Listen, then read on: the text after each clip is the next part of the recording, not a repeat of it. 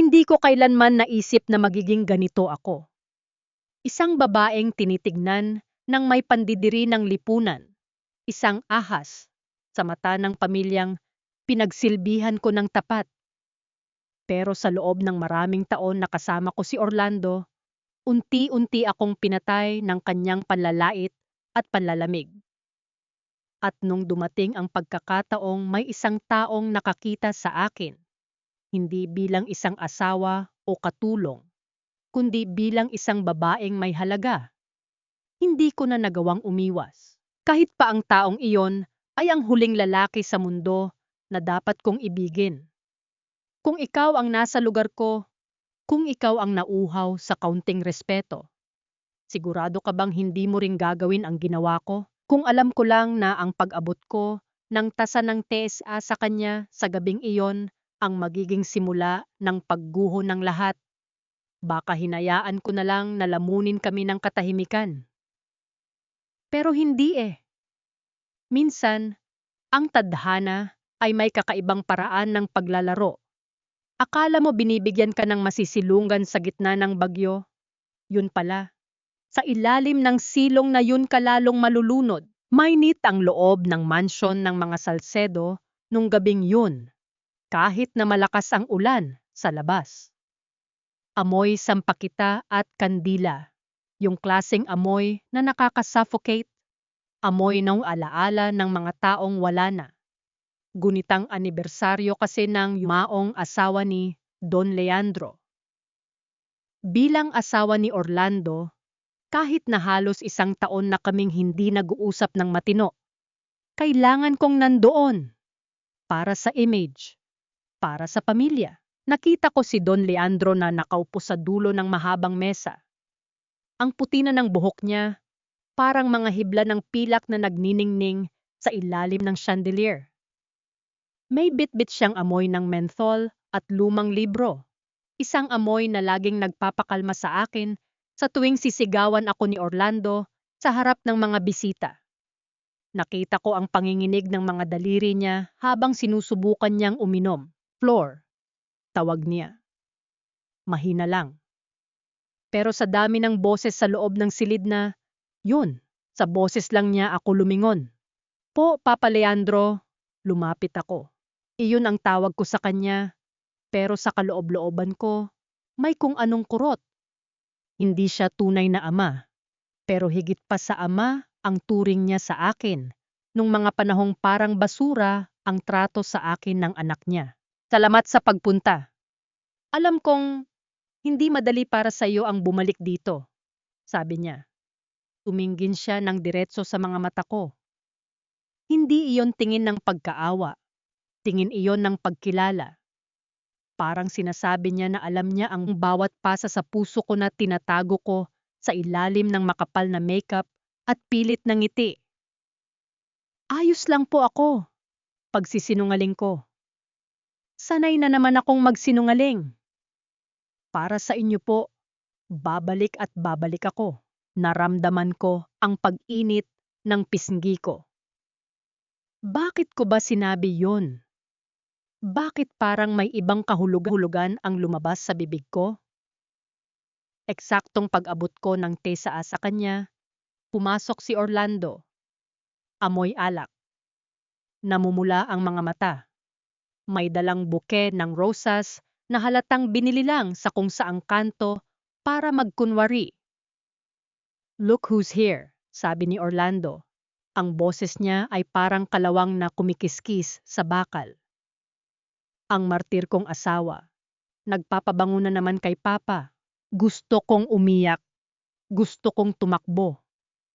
Pero bago pa ako makagalaw, naramdaman ko ang kamay ni Don Leandro sa ibabaw ng kamay ko na nakahawak pa rin sa tasa. Bahagyang mahigpit. Protektado. Orlando, tumigil ka. Mahinahon ang boses ni Don Leandro pero may talim. Respetuhin mo ang asawa mo at respetuhin mo ang bahay na ito. Sa sandaling yun, sa pagitan ng lasing na asawa at ng biyenang nagtatanggol sa akin, may isang tanong na pumasok sa isip ko na hanggang ngayon ay hindi ko pa rin masagot. Bakit sa lahat ng tao sa mundo, ang lalaking ito pa ang nakakaunawa sa akin? Bakit sa tuwing hawak niya ang kamay ko, pakiramdam ko ay ligtas ako? Pero kasunod niyon ang isang malupit na katotohanan. Siya ang ama ng lalaking sumira sa buhay ko. At ang bawat segundong hinahayaan ko siyang hawakan ang kamay ko, ay isa ring segundong nagkakasala ako sa lahat ng batas ng tao at ng Diyos. Binitawan ko agad ang tasa. Muntik na itong matapon sa hapag. Pasensya na po, bulong ko. Hindi makatingin kay Orlando na ngayon ay nasa gilid ko na. Biglang lumuhod si Orlando. Amoy na amoy ko ang hininga niyang parang hinaluan ng whiskey at sigarilyo. Inabot niya ang kamay ko. Ang kamay na kakatapos lang hawakan ng kanyang ama. Floor, baby. Sorry na. Alam mo namang stress lang ako sa trabaho, sabi ni Orlando. Ang boses niya ay naging malambing na nakakakilabot. Ito yung boses na ginagamit niya kapag maraming tao, kapag gusto niyang magmukhang siya ang kawawa. Umuwi ka na. Para sa dangal ng pamilya. Para kay Papa. Di ba pa? Gusto niyo nang umuwi si Flor? Tumingin ako kay Don Leandro. Namumutla siya. Nakita ko ang paggalaw ng kanyang lalamunan, tila may gustong sabihin pero pinipigilan ng kanyang sariling prinsipyo. Desisyon ni Florian, Orlando, sagot ni Leandro. Maikli, malamig. Sa sobrang kaba ko, kinuha ko ang aking bag para kumuha ng panyo. Pero sa pagbunot ko, may isang bagay na sumama at nahulog sa sahig. Isang pirasong tela na kulay abo, may bordang titik na LS sa kanto. Tumigil ang mundo ko. Ang panyong iyon, panyo ni Leandro. Nakalimutan niyang bawiin sa akin noong isang gabi nang ihatid niya ako sa sakayan. Noong umiiyak ako dahil sa mga text na natatanggap ko kay Orlando. Mabilis na pinulot ni Orlando ang panyo bago ko pa maunabot. Tinitigan niya ang borda. LS. Leandro Salcedo. Bakit nasa Yoto Floor? Mahina ang boses ni Orlando. Pero alam ko ang tono na yan. Yan ang tono bago siya sumabog. Bakit nasa bag mo ang panyo ni Papa? Lahat ng mata sa loob ng mansyon ay nakatuon sa amin. Si Doña Carmencita, ang kapatid ng yumaong asawa ni Leandro, ay dahan-dahang tumayo. Ang mga mata ay naniningkit sa paghihinala. Walang gumagalaw. Walang humihinga. Naiwan ko yan. Noong huling beses na nagpatingin ako sa doktor at sinamahan niya ako. Mabilis na sagot ni Leandro. Hindi siya tumitingin sa akin. Nakatitig lang siya sa kanyang baso ng tubig. Ang boses niya ay matatag. Pero ang mga daliri niya ay nakakuyom sa ilalim ng mesa. Pero alam ko at alam ni Leandro na nagsisimula na ang lamat. At ang lamat na ito hindi na kayang itago ng anumang kasinungalingan. Kung iisipin ko ngayon, siguro dapat nung una pa lang, nung naramdaman ko na yung kakaibang init sa dibdib ko, sa tuwing lalapit siya, lumayo na ako. Pero paano ka lalayo sa tanging taong nakakita sa iyo habang unti-unti kang naglalaho? 1 taon bago ang gabing yon. Iniwan ko ang mansyon. Wala akong dalang kahit ano kundi ang ilang pirasong damit at ang durog kong pagkatao. Pagod na ako sa mga gabing uuwi si Orlando na may ibang amoy ng pabango sa baro niya. Tapos ako pa ang sisisihin kung bakit siya nambababae. Kulang ka kasi sa asim floor, sasabihin niya habang tinutulak ako sa pader. Para kang estatwa, nakakasawa. Nung mga panahong yon, si Don Leandro lang ang saksi. Nakatira siya sa kabilang pakpak ng mansyon, pero naririnig niya ang mga sigaw. Nakikita niya ang pamamaga ng mga mata ko tuwing umaga. Pero bilang ama, anong magagawa niya? Pinagsasabihan niya si Orlando, pero mas lalo lang itong nagagalit sa akin. Isang gabi, matapos ang isang malalang away, kung saan tinapon ni Orlando ang lahat ng gamit ko sa labas ng kwarto. Tumakas ako sa garden. Doon ko siya nakita, nakaupo sa bench sa ilalim ng matandang puno ng nara. Floor, tawag niya. Halika rito. Umupo ako sa malayo. Nahihiya ako. Mukha akong basahan. Hindi ko alam kung paano hihingi ng tawad para sa anak ko. Sabi niya, ang boses niya ay punong-puno ng pagod. Pinalaki ko siyang maayos, pero hindi ko alam kung saan ako nagkamali. Hindi niyo po kasalanan, Papa. Bulong ko. Inabutan niya ako ng mainit na tasa ng tsaa. Simple lang yun, di ba? Pero sa loob ng 5 taon naming pagsasama ni Orlando, ni minsan hindi niya ako naipagtimpla ng tubig, kahit may lagnat pa ako. Connie, ang asawa ko, ganito rin ang paborito niyang tsa tuwing gabi. Pagkukwento niya. Napansin ko ang lungkot sa mga mata niya. Mag-isa na lang din ako sa bahay na to, Floor. Kahit nandoon si Orlando, pakiramdam ko, mas malayo pa siya sa akin kaysa sa mga bituin.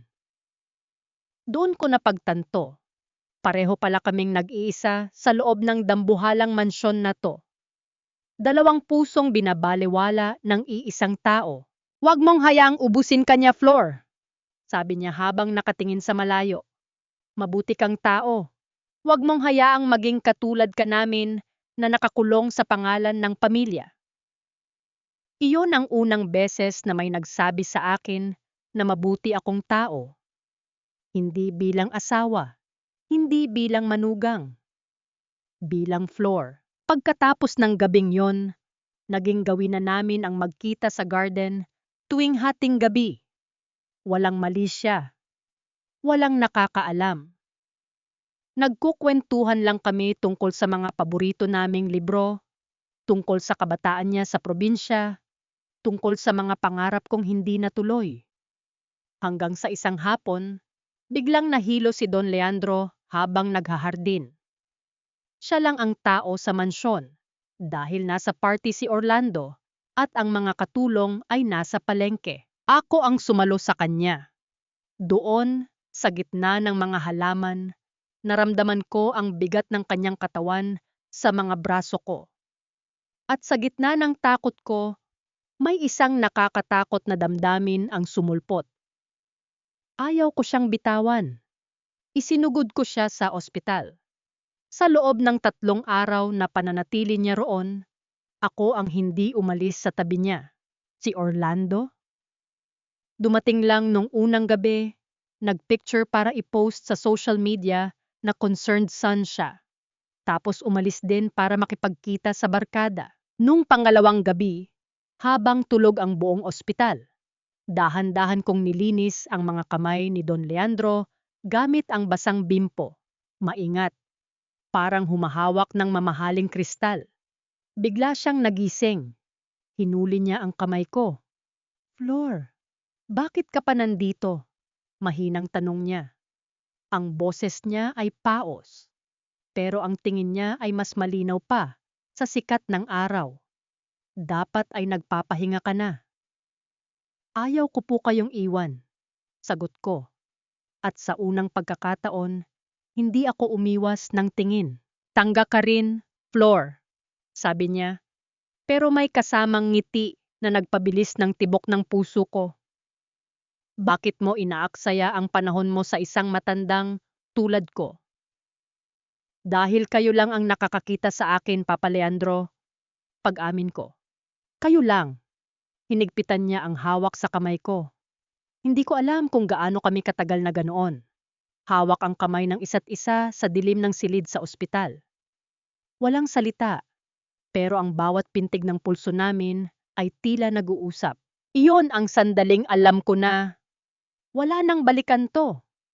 Nabasag na ang pader ng pagiging biyenan at manugang. Ang naiwan na lang ay isang lalaki at isang babaeng parehong gutom sa pagmamahal. At ang panyong nahulog sa harap ni Orlando kanina? Iyon ang panyong ginamit ko para punasan ang pawis ni Leandro nung gabing yun. Isang panyong saksi sa isang kasalanang hindi ko na mapagsisihan. Mabigat ang katahimikang bumalot sa hapagkainan matapos pulutin ni Orlando ang panyong iyon. Ang tanging naririnig ko lang ay ang mahinang ugong ng aircon at ang tunog ng kubyertos na dahan-dahang binitawan ni Doña Carmencita sa kanyang plato. Yung tunog ng bakal sa porselana, parang hiwa ng kutsilyo sa gitna ng katahimikan. "The doktor," ulit ni Orlando. Tiningnan niya ang kanyang ama, tapos ay tumingin sa akin. Nakita ko ang isang ugat na kumikirot sa kanyang sentido. "Kailan pa naging trabaho ng asawa ko ang samahan ka sa doktor pa? Akala ko ba may driver ka? Akala ko ba busy si Flor sa paghahanap ng trabaho?" "Orlando, huwag dito." Pabulong na saway ni Leandro. Ang boses niya ay kalmado, pero nakita ko ang pamumuti ng kanyang mga buko-buko sa higpit ng hawak sa kanyang baso. "Nandito tayo para sa alaala ng mama mo. Huwag mong gawan ng ibang kulay ang simpleng pagtulong." "Simple?" Tumawa si Orlando, yung tawang walang saya, yung tawang nakakainsulto. "Wala namang simple sa pamilyang to pa, lalo na pagdating kay Flor." Padabog niyang binitawan ang panyo sa lamesa. Parang may kung anong lason na dumapo sa puting mantel. "Ubusin mo na yang tsa mo, Flor," sabi ni Orlando sa akin. Ang boses niya ay naging malamig na parang yelo. "Uuwi na tayo. Marami tayong dapat pag-usapan." "Uuwi?" Ang salitang iyon ay parang sintensya ng kamatayan sa akin.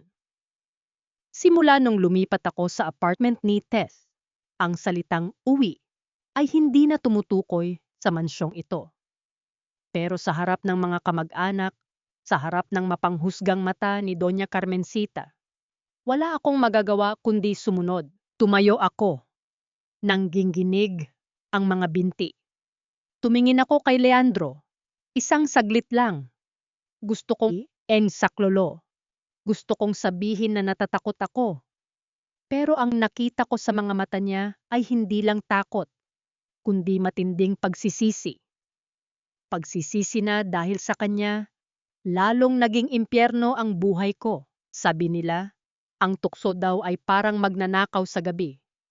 Bigla na lang darating, kukunin ang lahat sa iyo bago mo pa mamalayan. Pero sa amin ni Leandro, hindi ito magnanakaw. Para itong ambon, maliit, banayad, hanggang sa unti-unti kaming nabasa at nung ma-realize naming lunod na kami, huli na ang lahat. Isang linggo matapos siyang lumabas ng ospital, nung wala si Orlando dahil pumunta ng Cebu para sa isang business trip, tinulungan ko si Leandro na mag-ayos ng mga gamit sa library floor. Tawag niya habang tinitingnan ang isang lumang litrato. "Bakit hindi ka pa umalis? Bakit hinahayaan mo pa ring saktan ka ng anak ko?" Huminto ako sa pagpunas ng alikabok sa mga libro. "Saan naman ako pupunta, Papa? Wala akong pera. Wala akong pamilyang babalikan." Dahan-dahan siyang lumapit sa akin. Amoy tabako siya at lumang papel. "Hindi mo kailangang manatili rito para lang mabuhay. May mga paraan, Flor. May mga taong handang tumulong sa iyo." "Sino po?" Mapait na tanong ko. Sino ang tutulong sa isang babaeng ni hindi man lang marunong ipagtanggol ang sarili niya? "Ako," maikling sagot niya. Tumingin ako sa kanya. Akala ko nagbibiro siya. Pero seryoso ang kanyang muka. Yung tatlong maliit na detalye sa mukha niya nung sandaling yon, hinding-hindi ko makakalimutan. Ang maliliit na gatla sa gilid ng kanyang mga mata na parang mapa ng lahat ng sakit na pinagdaanan niya. Ang bahagyang panginginig ng kanyang ibabang labi. At ang isang butil ng pawis na dahan-dahang gumugulong mula sa kanyang sentido patungo sa kanyang panga. "Tutulungan kita, Flor. Maghahanap tayo ng matitirhan mo. Ako ang magbabayad. Hindi kailangang malaman ni Orlando." Pagpapatuloy niya. Bakit niyo po gagawin to? Tanong ko, halos pabulong. Tatay niyo siya. Anak niyo si Orlando. Dahil hindi ko na kayang makitang unti-unti kang namamatay sa harap ko, sabi niya. At sa pagkakataong ito, hindi lang niya hinawakan ang kamay ko. Hinawakan niya ang magkabilang pisngi ko. Mainit ang mga palad niya. Magaspang pero malambot ang haplos. Para akong tuyot na lupa na biglang nadiligan pagkatapos ng maraming taon ng tagtuyot. Kasalanan ko rin kung bakit siya naging ganyan. Bulong ni Leandro, ang mukha niya ay ilang pulgada na lang ang layo sa akin. Masyado akong naging abala sa negosyo nung bata siya. Hinayaan ko siyang lumaking akala niya ay lahat ng gusto niya ay makukuha niya. Pati ang saktan ka. Ituring mo itong pambayad sala ko. Hindi niyo po kailangang magbayad, sabi ko. Pero hindi ako lumalayo. Sa katunayan, dahan-dahan akong sumandal sa kanyang mga palad. Iyon ang unang beses na naramdaman ko ang tinatawag nilang kuryente. Hindi yung nakakatakot, kundi yung nakakabuhay. Parang bawat parte ng katawan ko na matagal nang manhid ay biglang nagising. Floor, tawag niya sa pangalan ko. Hindi Papa Leandro ang kailangan niyang marinig nung sandaling yon. At hindi anak ang tingin niya sa akin.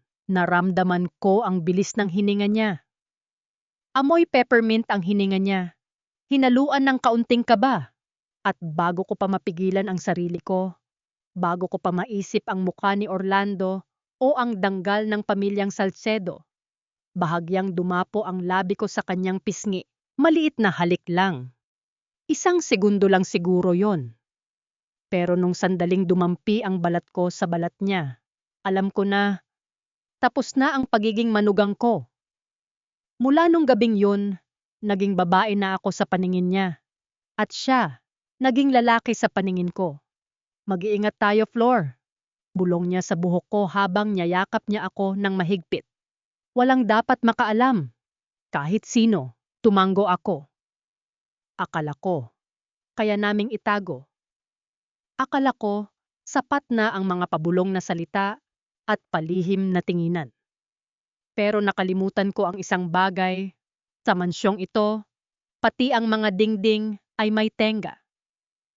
At si Doña Carmencita, ang gimegamata niyon ay parang agilan na naghihintay lang ng maling galaw. Habang naglalakad kami ni Orlando palabas ng mansyon sa kasalukuyan, naramdaman ko ang paghigpit ng hawak niya sa braso ko. Masakit. Baon na baon ang mga daliri niya sa balat ko. Asong iniisip mo, Flor? Tanong niya habang binubuksan ang pinto ng sasakyan. Bakit parang nasa malayo ang isip mo? O baka naman, nasa loob pa kay Papa? Hindi ako sumagot.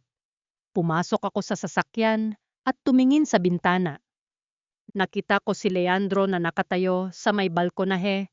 Pinapanood kaming umalis. Madilim ang paligid, pero ang silhouette niya ay sapat na para maramdaman ko ang kanyang lungkot. Pag-andar ng sasakyan, tumunog ang phone ko sa loob ng bag. Isang text.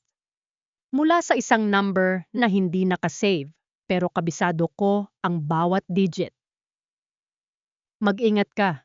Tatawag ako kapag ligtas na. Nanginginig kong tinago ang phone ko. Tumingin si Orlando sa akin, ang isang kilay niya ay nakataas. Sino yun? Tanong niya. Si Tess. Pagsisinunggaling ko. Tatanong kung nakauwi na ako. Tumingin si Orlando sa daan. Pero ang mga kamay niya sa manibela ay nakakuyom ng mahigpit. Siguraduhin mo lang, Flor. Dahil kapag nalaman kong niloloko mo ako, sisiguraduhin kong pati ang taong yun ay isasama ko sa impyerno. Hindi ako nakahinga. Alam ba niya? O naguhula lang siya? Sa dilim ng sasakyan, habang bumubuhos ang ulan, isa lang ang alam ko. Ang panyong nahulog kanina ay hindi lang tela. Iyon ang unang piso NGT lang maglalantad sa aming lahat. Sa totoo lang, Yung biyaheng. Yun pauwi kasama si Orlando, doon ko naramdaman na hindi na ako pwedeng bumalik sa dati. Habang nakatingin ako sa labas ng bintana ng sasakyan at pinapanood ang mga patak ng ulan. Parang bawat distansya na tinatakbo namin palayo sa mansyon ay distansya rin palayo sa katinuan ko. Hindi ako dinala ni Orlando sa apartment ko kay Tess. Dinala niya ako sa isang kondo na dati naming tinitirhan. Isang lugar na puno ng amoy ng luma at alikabok. Amoy ng isang pagsasamang matagal nang namatay. Doon niya ako ikinulong gabing yun. Binabantayan ang bawat kilos ko, tinitignan ang phone ko sa tuwing iilaw ito. Pero ang hindi niya alam, ang katahimikan ko ay hindi tanda ng pagsuko. Ang katahimikan ko ay punong-puno ng mukha ng kanyang ama. Makalipas ang ilang araw, nakabalik din ako sa dati kong gawi. Nagtatrabaho ako sa isang maliit na tiyanggian at Tiangge Bakery sa Quezon City, pag-aari ng isang malayong kamag-anak ni Tess. Simple lang ang buhay ko roon. Amoy pampaalsa, amoy murang margarina, at amoy ng pawis. Mula sa madaling araw na pagmamasa ng kwarta, 3 bagay lang ang nagpapanatili sa akin sa realidad nung mga araw na yon. Ang maputing harina na laging nakakapit sa mga kuko ko. Ang tunog ng lumang bentilador na parang humihingal sa init. At ang maliit na bintana sa likod ng kusina na nakaharap sa isang makipot na eskinita. Doon kami nagkikita ni Leandro, 1 beses sa 1 linggo. Minsan 2. Hindi siya pumupunta gamit ang marangyang sasakyan niya. Nagpahatid siya sa malayo, tapos ay maglalakad na lang siya. Suot ang isang simpleng polo shirt at sombrero. Nagpapanggap na isang ordinaryong matanda na bibili lang ng pandesal. Pero sa akin, hindi siya ordinaryo. Ang bawat hakbang niya palapit sa bakery ay parang tibok ng puso ko na bumibilis nang hindi ko mapigilan. Mainit pa ba ang tinapay? Tanong niya isang hapon, habang nakatayo sa tapat ng counter. Tumingin ako sa paligid. Wala si Tess. Walang ibang customer. Dahan-dahan kong inabot ang supot ng tinapay. Pero kasama niyon ang mga daliri kong nanginginig. Sariwa pa po, bulong ko. Sandaling nagdampi ang mga balat namin. Yung haplos na yun. Hindi yun aksidente. Alam ko, alam niya. Iyon ang klase ng haplos na nagsasabing, miss na kita. Sa San Jose Chapel floor, pagkatapos ng huling misa, sabi niya, halos hindi gumagalaw ang mga labi. Tumango lang ako. Hindi na ako nagtanong kung bakit. Hindi ko na inisip kung gaano kapeligro.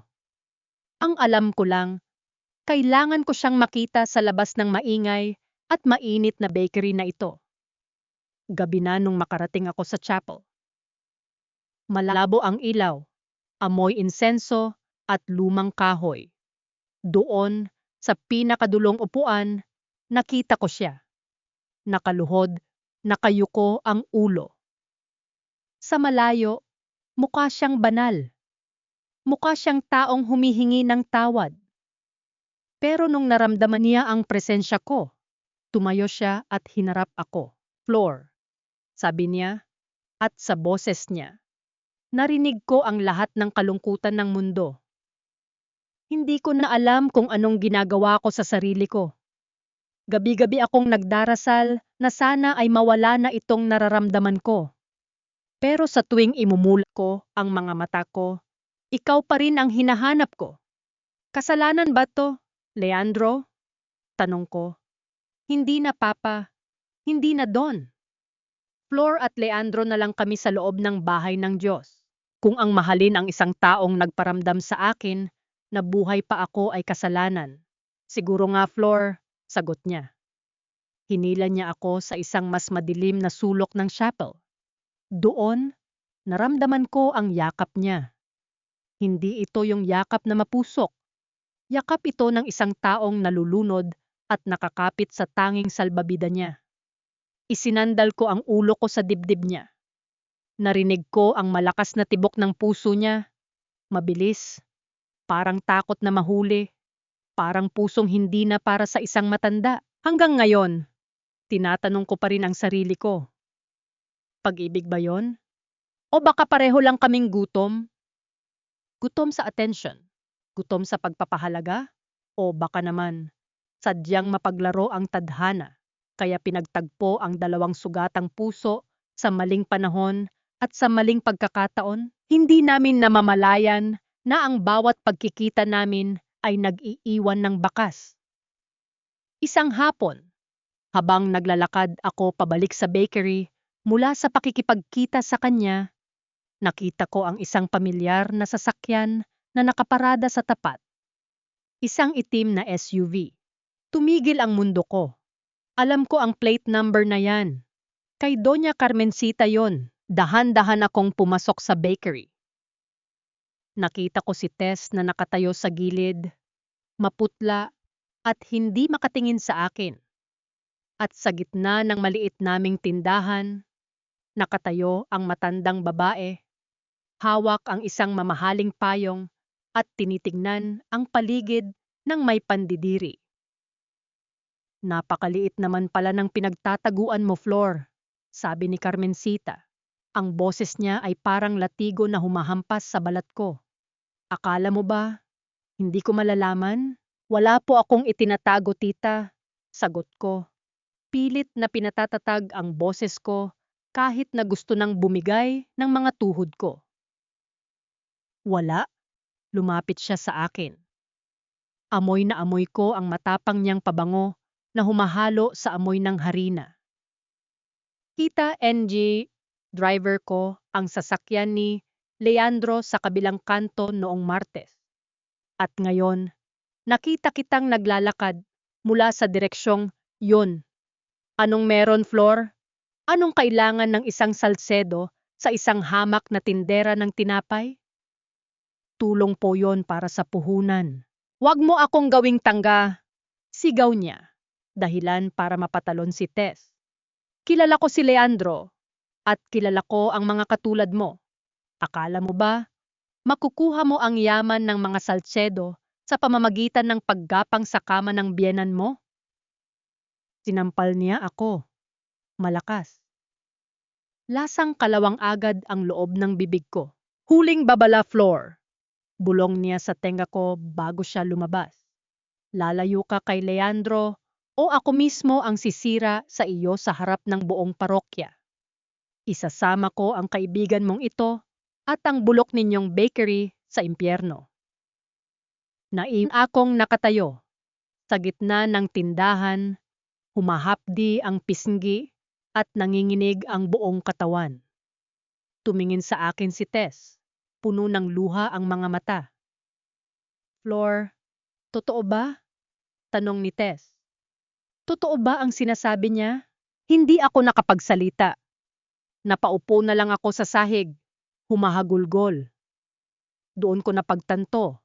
Ang laro namin ni Leandro ay hindi na laro. Isa na itong digmaan. At sa digmaang ito, kaming dalawa lang ang talo. Kinuha ko ang phone ko at tiningnan ang huling message ni Leandro. Mag-iingat ka.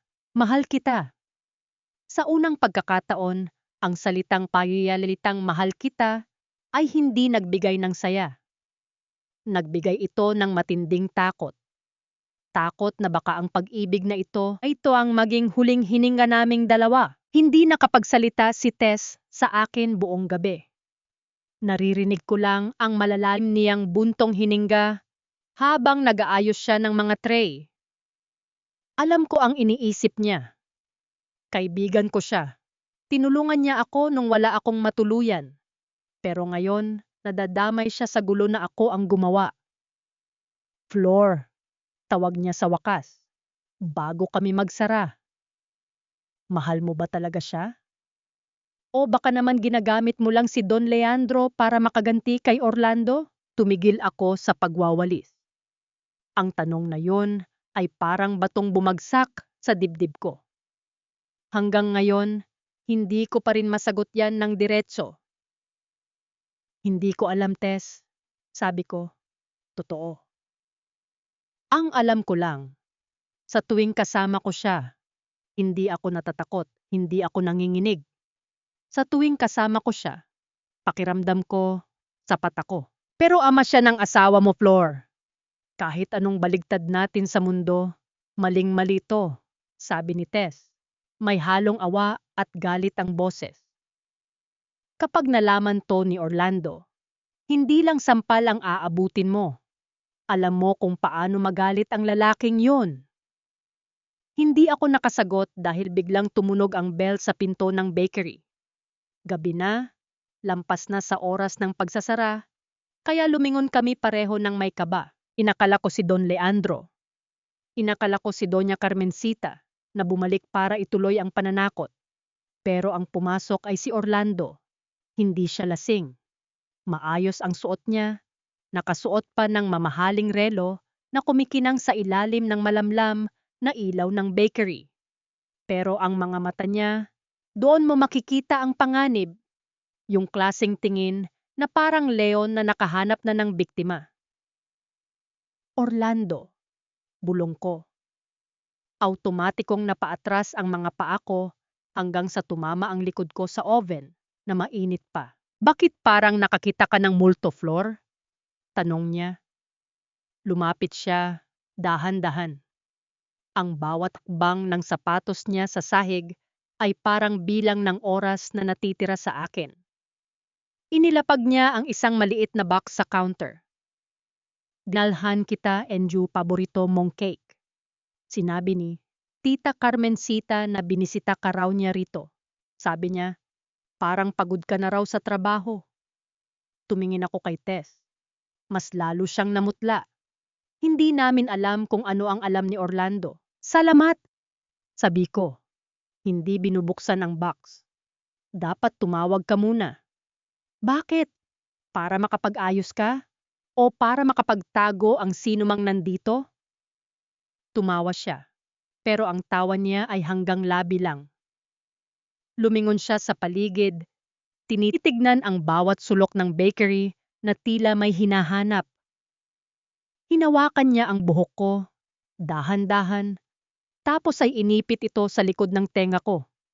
Yung haplos niya, dati, mahal ko yan. Pero ngayon, pakiramdam ko ay may uod na gumagapang sa balat ko. Sabi ni Tita, madalas daw dito si Papa. Bumibili raw ng pandesal. Sabi ni Orlando, habang nakatitig sa mga mata ko. Nakakatawa, di ba? Ang layo ng mansyon dito. At sa dami ng bakery sa Manila, dito pa niya naisipang bumili. Gusto niya lang tumulong, Orlando. Sagot ko. Pilit na hindi nanginginig ang boses. Alam mong mabait ang papa mo. Mabait? Hinigpitan niya ang hawak sa buhok ko. Bahagyang napaaray ako. Oo, mabait si Papa. Masyadong mabait. Kaya baka nakakalimutan niya na ang pag-aari ng anak niya ay hindi pwedeng galawin ng iba. Kahit ama pa siya. Binitawan ako ng bigla. Kinuha niya ang panyo niya, isang asul na panyo. Hindi yung abo na may bordang Ls. At pinunasan ang mga kamay niya na tila nadumihan siya sa paghawak sa akin. Umuwi ka na sa mansion floor. Bukas na bukas din. Ipapadala ko ang sasakyan dito sa bakery. Utos niya. Ayaw mo namang may mangyaring masama sa bakery ng kaibigan mo. Di ba? Okay, Papa. Matanda na siya, Flor. Baka hindi niya kayanin ang stress kapag nagkaroon ng iskandalo. Lumabas siya nang hindi naghihintay ng sagot. Naiwan kaming dalawa ni Tess na nakatulala. Ramdam ko ang lamig ng pawis sa noo ko. Hindi yun pakiusap. Iyon ay blackmail. Nung gabing yun, nangginginig ang mga kamay ko habang tinitext ko si Leandro. Isang salita lang ang pinadala ko. Tulong. Makalipas ang 10 minuto, tumawag siya. Sa boses niya, naramdaman ko ang takot na pareho naming nararamdaman. Flor, nalaman na ni Carmencita. Sinabi niya kay Orlando. Sabi ni Leandro, humihingal. Huwag kang babalik sa mansyon. Mapanganib. Anong gagawin ko, Leandro? Natatakot ako para sa'yo. Para kay Tess, sabi ko, habang umiiyak na sa sulok ng kwarto ko. Magkita tayo bukas ng madaling araw, sa dating lugar sa Batangas. Yung maliit na resort na pinuntahan natin noong nakaraang buwan, bulong niya. Iiwan natin ang lahat, Flor. May pera ako. May paraan. Hindi tayo mahahanap ni Orlando. Tumakas? Iiwan ang lahat? Sa isang banda, iyon ang pinapangarap ko. Ang makasama siya ng walang nagmamasid, walang nanghuhusga. Pero sa kabilang banda, alam ko ang kapalit niyon. Kapag tumakas kami, kumpirmado na ang kasalanan namin. Wala nang balikan. Sige, sagot ko. Punta ako. Pagkababa ko ng phone, tumingin ako sa salamin.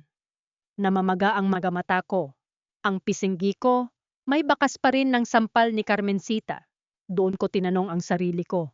Hanggang kailan ko kayang panindigan ang pag-ibig na kailangang itago sa dilim? Ang hindi ko alam. Habang nag-eempake ako ng kakaunti kong gamit, may isang pares ng mata sa labas ng bintana ang nanonood sa akin. Isang taong hindi titigil hanggat hindi niya nakukuha ang gusto niya. 3:00 pa lang ng madaling araw, umalis na ako sa apartment ni Tess. Hindi na ako nagpaalam ng maayos. Nag-iwan lang ako ng maikling sulat at ng lahat ng perang natira sa akin sa ibabaw ng lamesa. Alam kong hindi. Yun sapat para sa pangganib na iniwan ko sa kanya. Pero yun lang ang kaya kong gawin. Sumakay ako ng bus, tapos ay tricycle. Hanggang sa makarating ako sa isang maliit na resort sa dulo ng Kalatagan. Hindi ito yung mga sikat na resort na may swimming pool at malalaking ilaw. Isa lang itong kumpol ng mga dampa na gawa sa kawayan. Nakaharap sa dagat na madilim pa nung mga oras na yon. Doon ko siya nakita. Nakatayo sa buhanginan. Nakatingin sa malayo. Suot niya ang isang lumang windbreaker na kulay asul at maong na pantalon. Sa malayo, mukha lang siyang isang matandang mangingisda na naghihintay ng huli. Pero nung humarap siya sa akin, nakita ko ang 3 bagay na nagpaalala sa akin kung bakit ako nandito. Ang panginginig ng kanyang mga kamay habang hawak ang isang plastik na baso ng kape, ang mga mata niyang tila hindi natulog ng buong gabi, at ang isang maliit na ngiti na pilit niyang ibinibigay sa akin. Yung ngiting nagsasabing, nandito na tayo. Ligtas na tayo. Floor, sabi niya. Hindi niya ako niyakap agad. Parang natatakot din siya na baka may nakakakita sa amin, kahit na kami lang ang tao sa dalampasigan. Leandro, bulong ko. Nandito ako. Kinuha niya ang maliit kong bag. Pumasok kami sa isang dampa. Amoy tuyong damo, amoy luma, at amoy ng dagat. Maliit lang ang kwarto. Isang kama na may manipis na kutsyon, isang electric fan na maingay, at isang bintanang nakaharap sa pampang. Hindi ko alam kung sapat na to, Floor, sabi niya habang inilalapag ang bag ko. Hindi ito ang buhay na nararapat para sa'yo. Dapat ay nasa isang magandang hotel ka. Nagpapakasaya. Ayaw ko ng hotel, Leandro, sagot ko. Lumapit ako sa kanya at hinawakan ang kanyang windbreaker. Gusto ko lang ng katahimikan. Gusto ko lang ng sandali na hindi ko kailangang matakot. Umupo kami sa gilid ng kama. Sa labas, dahan-dahang nagbubukas ang langit. Nagiging kulay ube at kahel ang abot tanaw. Napakaganda. Parang walang gulo sa mundo. Parang hindi ako asawa ng anak niya. Parang hindi siya ang don ng mga Salcedo. Floor, tawag niya sa akin. Kinuha niya ang mga kamay ko. Ang mga palad niya ay magaspang, puno ng mga tanda ng edad. Pero ang lambot ng paghawak niya ay sapat na para gumuho ang lahat ng pader ko. Alam mo ba kung anong iniisip ko nung biyahe ko papunta rito. Iniisip ko na baka pagdating ko, wala ka. Na baka natauhan ka na at naisip mong baliw itong ginagawa natin. Baliw naman talaga tayo, di ba? Tanong ko, may kasamang pait na tawa. Sinong matino ang papasok sa ganitong ugnayan? Siguro nga, sabi niya. Pero sa buong buhay ko, Flor, ngayon ko lang naramdaman na ako ang may hawak ng manibela ng buhay ko. Hindi ang kumpanya, hindi ang pangalan ng pamilya, hindi ang mga inaasahan ng ibang tao. Ako lang. At ikaw. Hinalikan niya ang mga kamay ko. Isang matagal at basang halik. Pagkatapos ay isinandal niya ang kanyang noo sa akin. Naramdaman ko ang init ng hininga niya. Amoy peppermint na hinaluan ng kape. Mahal kita, Flor. Bulong niya. Kahit anong mangyari, tandaan mo yan. Mahal kita hindi dahil kailangan ko ng mag-aalaga sa akin sa pagtanda ko. Mahal kita dahil nung nakita kita, nakita ko rin yung sarili ko na matagal nang nawala. Umiyak ako. Hindi dahil sa lungkot, kundi dahil sa bigat. Ang hirap pala kapag yung tanging taong nagmamahal sa iyo ng totoo ay yung taong magbibigay sa iyo ng pinakamalaking kahihiyan. Lumipas ang maghapon na parang isang panaginip. Naglakad kami sa dalampasigan. Magkahawak kamay. Kumain kami ng simpleng inihaw na isda sa tabi ng dagat.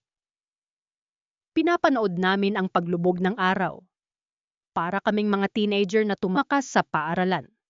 Limot ko ang sampal ni Carmencita. Limot ko ang banta ni Orlando. Limot ko ang harina sa mga kuko ko. Pero ang eye of the storm ay laging panandalian lang. Gabi na nung bumalik kami sa dampa. Nakahiga kami sa manipis na kutsyon. Magkayakap lang, sa ingay ng electric fan. Fade to black. Walang nangyaring higit pa sa mahihigpit na yakap at mga halik na puno ng pangako. Sa sandaling yun, sapat na sa akin na marinig ang tibok ng puso niya.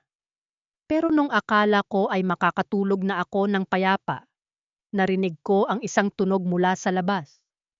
Tunog ng gulong ng sasakyan na dumadaan sa graba. Dahan-dahan akong bumangon at sumilip sa bintana. Ang kaninang madilim na kalsada sa labas ng resort ay maliwanag na ngayon.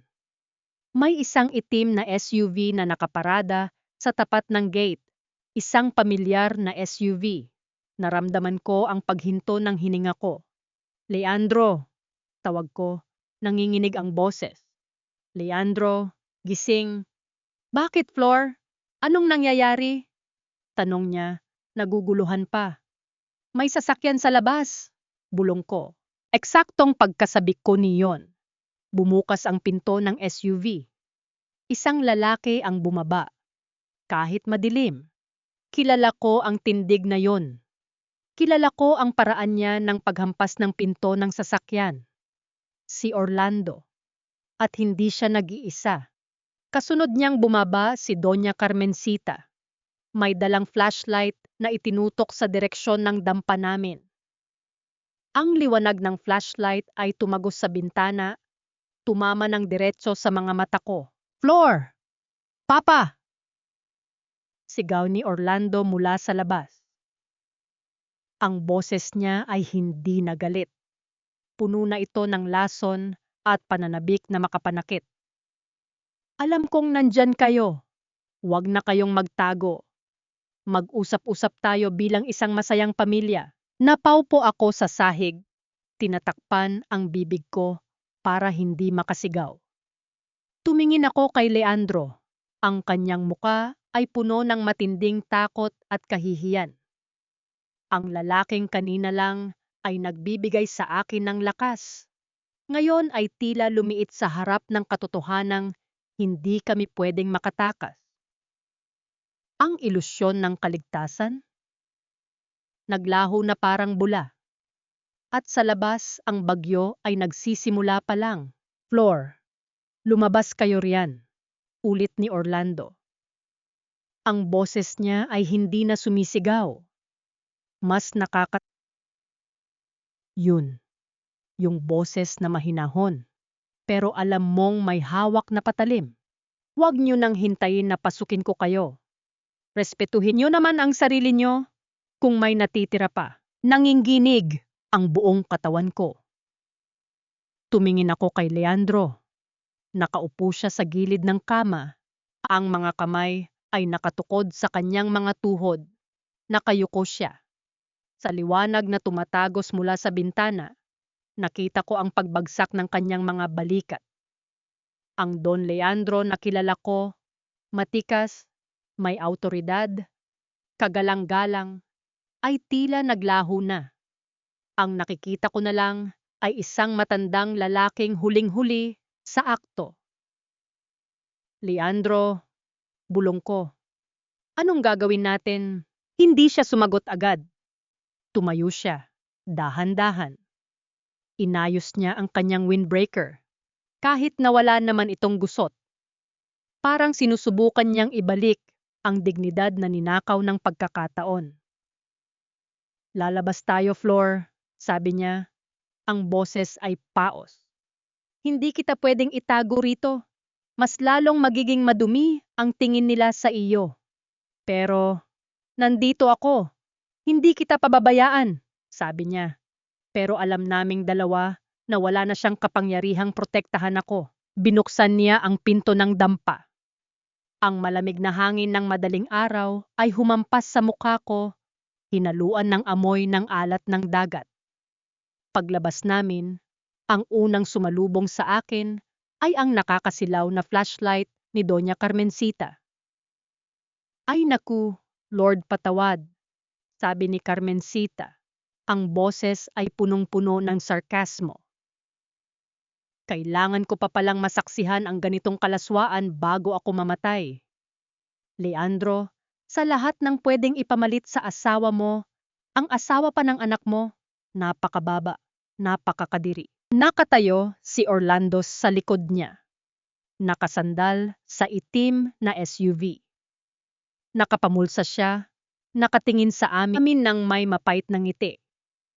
Yung tatlong maliit na detalye sa kanya nung gabing yon, hinding-hindi ko mabubura sa isip ko. Ang kintab ng kanyang sapatos na parang hindi tinatablan ng buhangin.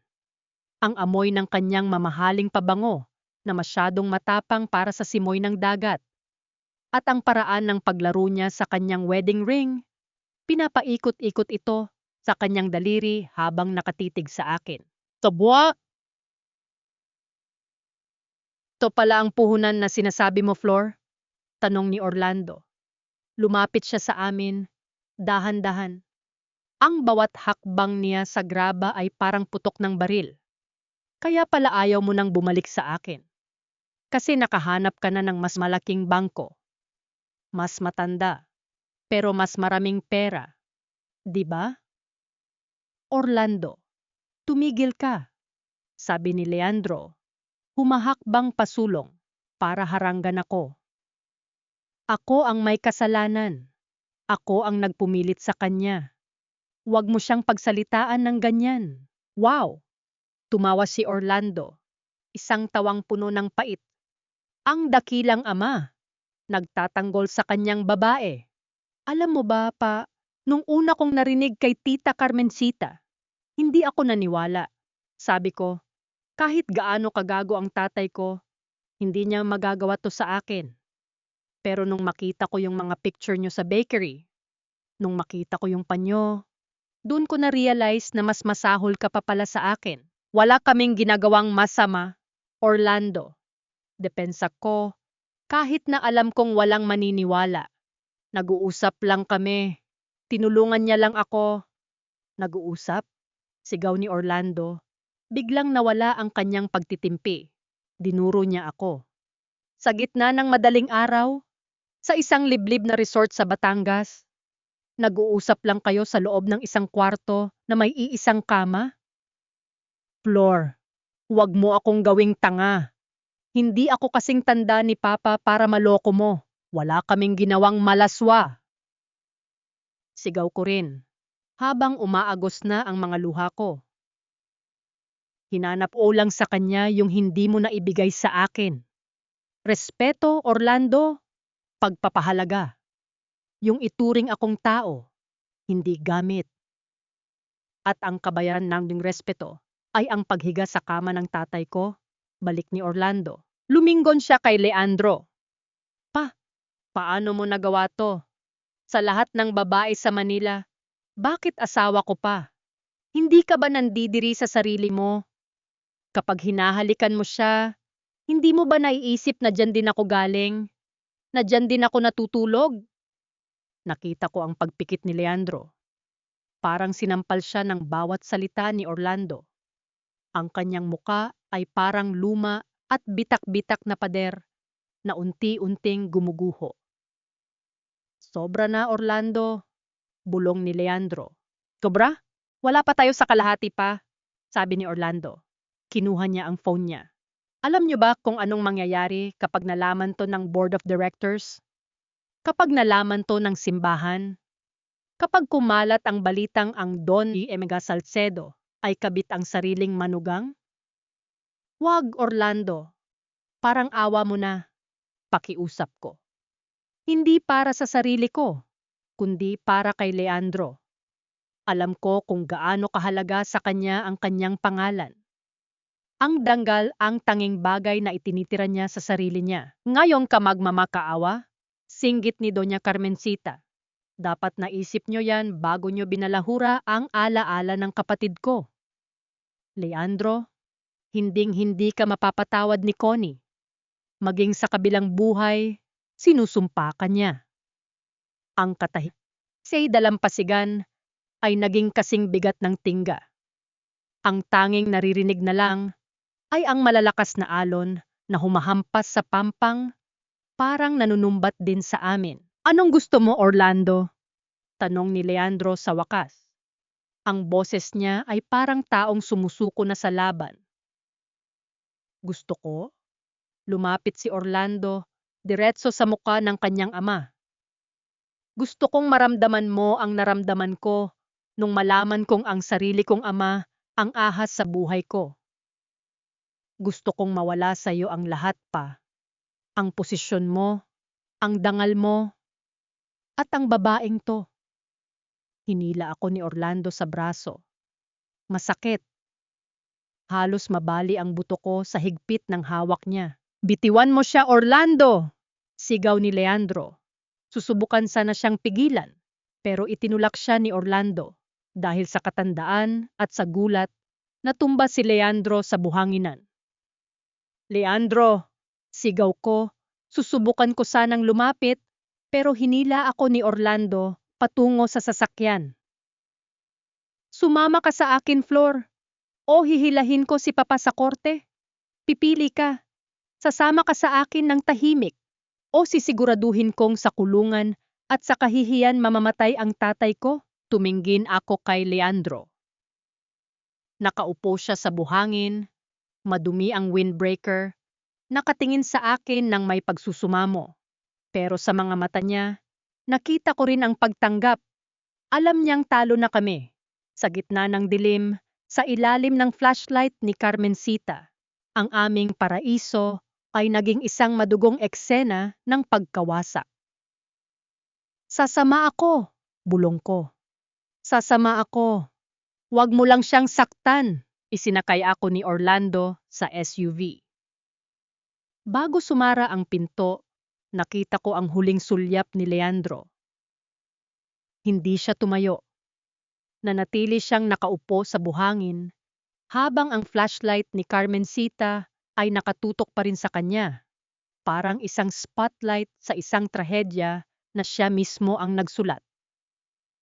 Habang umaandar ang sasakyan palayo sa resort, nanginginig ang buong katawan ko. Tumingin ako sa rearview mirror. Nakita ko ang maliit na dampa na unti-unting lumiliit hanggang sa lamunin na ito ng dilim. Hindi pa tayo tapos, Floor, sabi ni Orlando habang nagmamaneho. Ang kanyang mga mata ay nakapako sa daan. Ngayon, ituturo ko sa iyo kung anong nangyayari sa mga babaeng lumalampas sa guhit. Napayakap na lang ako sa sarili ko. Hanggang ngayon, tinatanong ko pa rin ang sarili ko. Pag-ibig ba talaga yon? O isa lang kaming dalawang malungkot na tao na naghanap ng init sa gitna ng apoy at ngayon, kailangan naming harapin ang abo? Hindi ako dinala ni Orlando sa dati naming kwarto. Ikinulong niya ako sa isang kwarto sa attic, yung dating imbakan ng mga luma at sirang gamit na nilinis lang ng bahagya.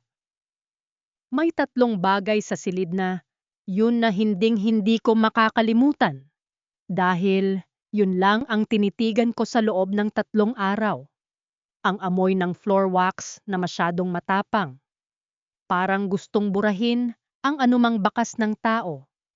Ang tunog ng susi na pumipihit sa labas ng pinto tuwing aalis si Orlando. At ang isang maliit na bitak sa kisame na parang hugis ng isang pusong nahati. Dito ka muna, Floor, sabi ni Orlando nung gabing dinala niya ako roon. Mahinahon ang boses niya, masyadong mahinahon. Para makapag-isip ka, para maisip mo kung gaano kalaki ang winasak mo. Hanggang kailan mo ako itatago rito? Tanong ko. Nakaupo ako sa gilid ng kama. Hindi ko magawang tumingin sa kanya. Hanggang sa matuto kang maging asawa ulit, sagot niya. Lumapit siya sa akin at hinawakan ang pangako. Pinilit niya akong tumingin sa kanya. Alam mo, Flor, ang sakit Sa lahat ng lalaki, si Papa pa. Inisip niyo ba kung anong mararamdaman ko? Or baka masyado kayong naging busy sa pag-e-enjoy sa isa't isa? Wala kaming ginawang malaswa, Orlando. Ulit ko. Kahit na alam kong parang kumakausap ako sa pader. Wala. Tumawa siya. Kahit wala, Flor. Yung tinginan niyo pa lang sa resort. Yung pagtatanggol niya sa'yo. Sapat na yon para patayin ako. Mas masakit pa yon sa aktwal na pangangalo niya. Kasi doon ko nakita na hindi lang katawan ang binigay mo sa kanya, pati kaluluwa mo, binigay mo sa matandang, yun. Binitawan niya ako ng marahas. Lumakad siya patungo sa pinto pero huminto siya. Wala si Papa rito. Ipinatapon ko siya sa rest house sa Tagaytay. Bantay sarado siya ng mga guard ko. Sabi ko sa kanya, kapag sinubukan niyang makipag-ugnayan sa'yo, o kapag sinubukan niyang lumabas, ilalabas ko ang lahat ng ebidensya sa board. Alam mo namang mahal na mahal niya ang posisyon niya. 'Di ba? Nanginig ang puso ko. Si Leandro, nakakulong din. Pero ang sa kanya, mas malala. Ang hawla niya ay ang sarili niyang kahihiyan. Bakit mo to ginagawa? Tanong ko sa kanya. Hindi mo naman ako mahal, Orlando. Matagal na tayong tapos. Bakit hindi mo na lang kami hayaang maging malaya? Dahil ang mga Salcedo, hindi nagpapatalo, Flor. Bulong niya bago niya isara ang pinto. At ikaw ang tropeyo ng pagkatalo ni Papa. Hanggat nasa akin ka, talo siya. At yun ang pinakamasarap na higanti. Click. Yung tunog ng lock. Iyon ang huling tunog na narinig ko bago ang mahabang katahimikan. Sa loob ng 3 araw, si Doña Carmencita ang nagdadala sa akin ng pagkain. Hindi niya ako kinakausap. Inilalapag lang niya ang tray sa lamesa. Tinititigan ako ng puno ng pandidiri at lalabas na ulit. Parang isa akong ketongin na kailangang iwasan. Minsan, tinatanong ko ang sarili ko habang nakatingin sa bitak sa kisame. Naging masaya ba ako? Kahit sandali lang? Oo, naging masaya ako. Nung mga sandaling hawak ni Leandro ang kamay ko habang pinapanood namin ang ulan. Nung mga sandaling naramdaman ko na may isang taong nakikinig sa bawat hinaing ko. Pero sapat ba ang ilang sandali ng ligaya para sa ganitong uri ng impyerno? Minsan, naiisip ko, siguro nga, gutom lang ako sa atensyon. O baka naman si Leandro ay naghahanap lang ng alaala ng kanyang yumao na asawa sa akin. Pero nung mga oras na yon, nung magkayakap kami sa Batangas, pakiramdam ko ay totoo ang lahat. Pakiramdam ko ay hindi kami nagpapanggap. Pero ang katotohanan ay may presyo. At ang presyo ay ang kalayaan namin pareho. Sa pang-apat na gabi, bumukas ang pinto. Hindi si Carmencita. Hindi si Orlando. Ang driver ni Leandro, si Mang Kulas. Ma'am Flor. Bulong niya. Dalian niyo. May dalang susi si Sir Leandro. Pinapupunta niya ako rito habang wala si Sir Orlando at nasa sugalan si Ma'am Carmencita. Mang Kulas? Paano? Wag na kayong magtanong. May sulat si Sir para sa inyo. Pero kailangan nating umalis ngayon din. May sasakyang naghihintay sa labas ng gate. Nanginginig ang mga kamay ko habang dinadampot ko ang tsinelas ko. Hindi ko alam kung saan ako pupunta. Hindi ko alam kung bitag ba ito. Pero kahit anong panganib sa labas, mas gusto ko na yon kaysa mabulok sa attic na ito na amoy floor wax at kasalanan. Palabas kami ng mansyon. Dumaan kami sa likod ng garden. Doon sa bench kung saan kami unang nag-usap ni Leandro. Madilim, pero parang naririnig ko pa rin ang boses niya. Pagdating sa gate, may isang lumang taxi na naghihintay. Iniabot ni Mang Kulas ang isang sobre sa akin. Sabi ni Sir Leandro, pumunta kayo sa Iloilo. May kamag-anak ako doon na pwedeng tumulong sa inyo. Huwag kayong magpapakita sa Manila hanggat hindi pa humuhupa ang galit ni Sir Orlando. Si Leandro, sasama ba siya? Tanong ko, umaasa. Umiling si Mang Kulas. Ang kanyang mga mata ay puno ng lungkot. Hindi po, sabi niya. Siya na lang daw ang tatapos ng lahat dito. Ang kalayaan niyo lang daw ang mahalaga sa kanya. Sumakay ako sa taxi. Habang umaandar ito palayo, binuksan ko ang sobre sa ilalim ng malamlam na ilaw ng sasakyan. May lamang pera, isang tiket sa barko, at isang maliit na piraso ng papel. Isang maikling sulat na may sulat kamay ni Leandro. Flor, patawarin mo ako. Naisip ko na bigyan ka ng langit, pero sa impyerno kita dinala. Lumayo ka na. Iligtas mo ang sarili mo. Huwag mo na akong isipin. Sapat na sa akin na minsan sa buhay ko, minahal ako ng isang babaeng katulad mo. Maging malaya ka para sa ating dalawa. Niyakap ko ang sulat. Doon ako humagulgol nang walang tunog. Ang pag-ibig ba ay palaging kailangang magtapos sa sakripisyo? O sadyang ang pag-ibig namin ay isang utang na kailangang bayaran ng paghihiwalay? Ang akala ko ay ito na ang pagtatapos.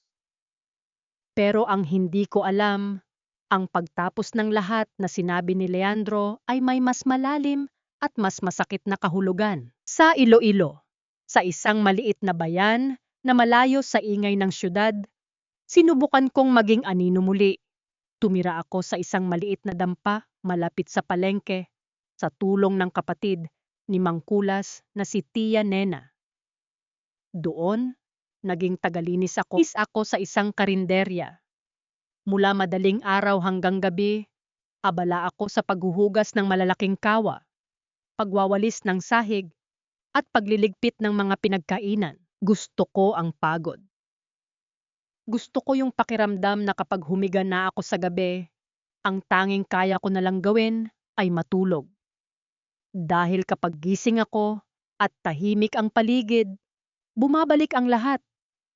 Bumabalik ang mukha ni Leandro. Bumabalik ang huling yakap namin sa Batangas. Flor, kain na muna.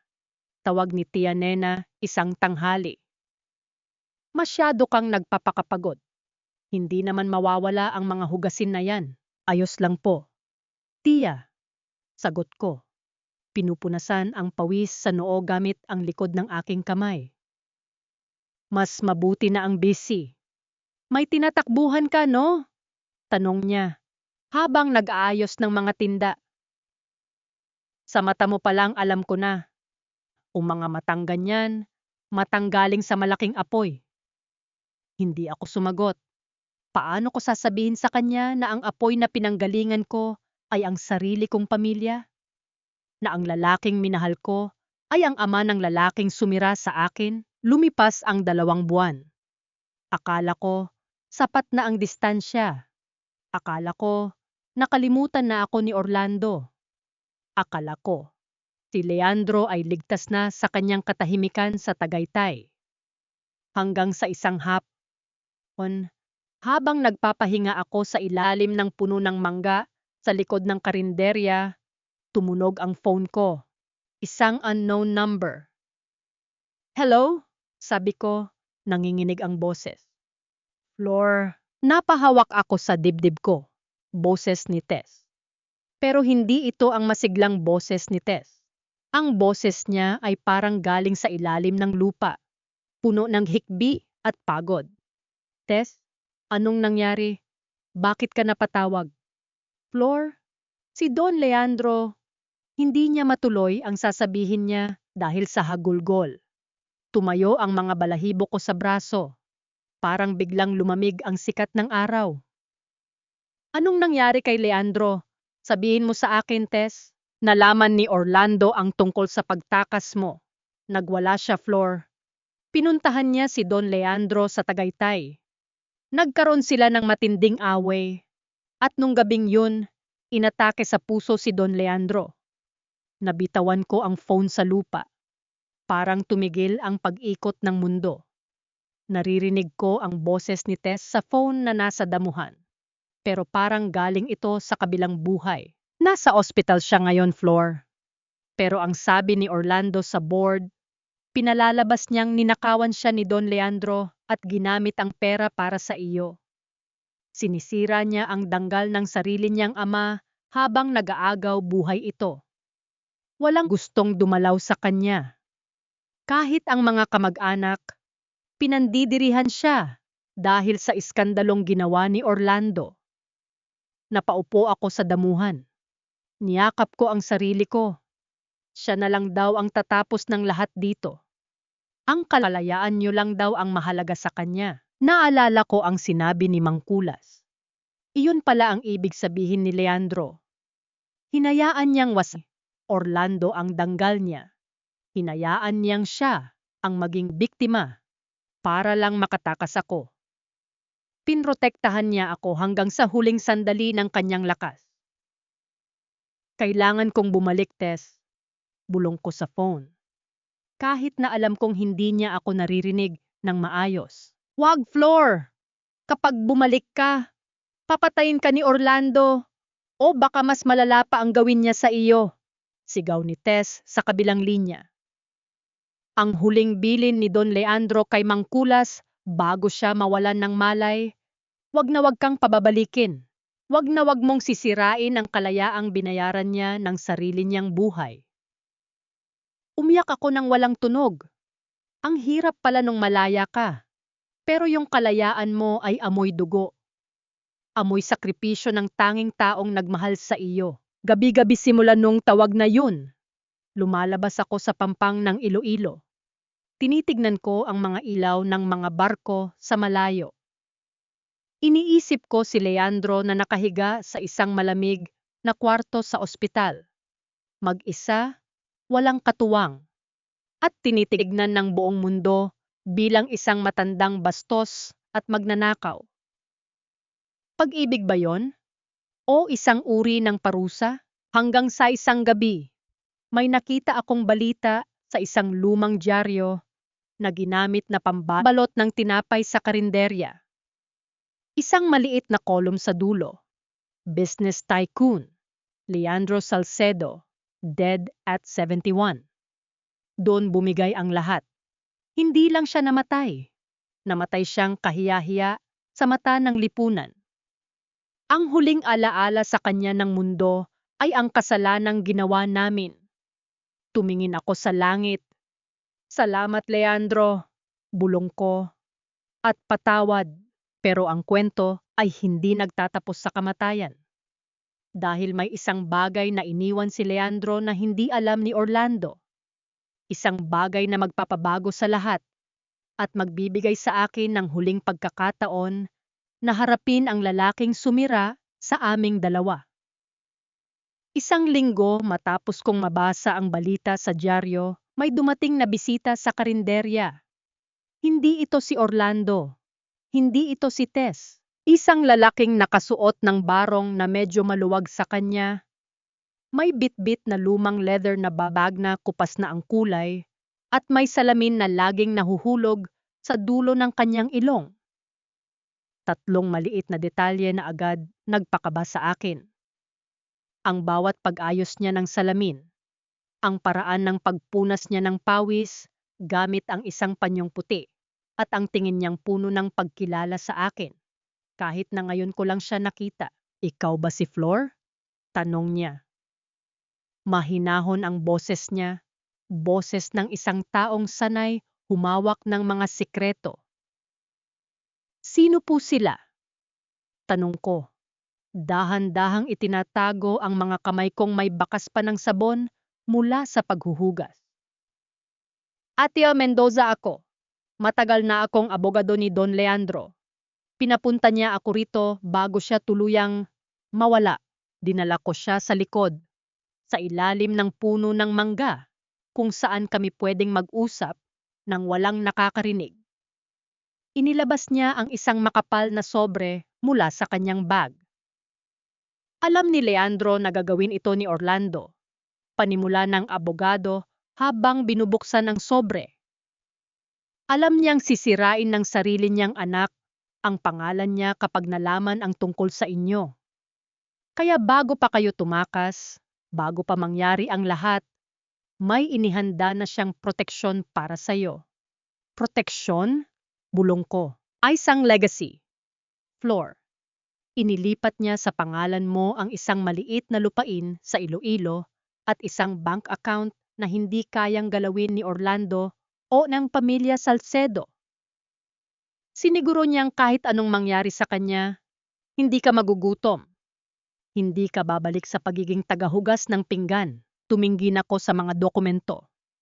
Ang pirma ni Leandro, matatag, malinaw, puno ng paninindigan. Naramdaman ko ang muling pag-agos ng luha ko. Habang iniisip ko na ako ang nagpahamak sa kanya, ang iniisip niya pala ay kung paano ako itatayo kapag wala na siya. Pero hindi lang yan ang dahilan kung bakit ako nandito, pagpapatuloy ni Attorney Mendoza. Inabot niya sa akin ang isang maliit na recorder.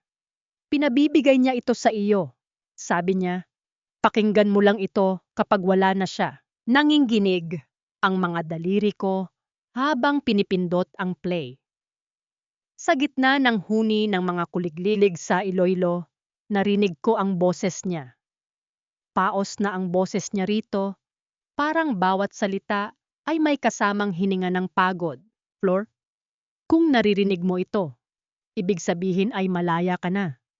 Huwag kang maniniwala sa sasabihin ng mundo tungkol sa akin. Hayaan mo silang isiping ako ang masama, ang magnanakaw, ang ahas. Mas gusto ko nang maalala nila ako ng ganoon, kaysa maalala kanilang bilang biktima. Ang huling hiling ko lang sa iyo, huwag mong hayaang kainin ka ng galit kay Orlando. Maging maligaya ka, Flor. Iyon lang ang tanging paraan para hindi masayang ang lahat ng ito. Huminto ang recording. Katahimikan na lang ang natira. Bakit?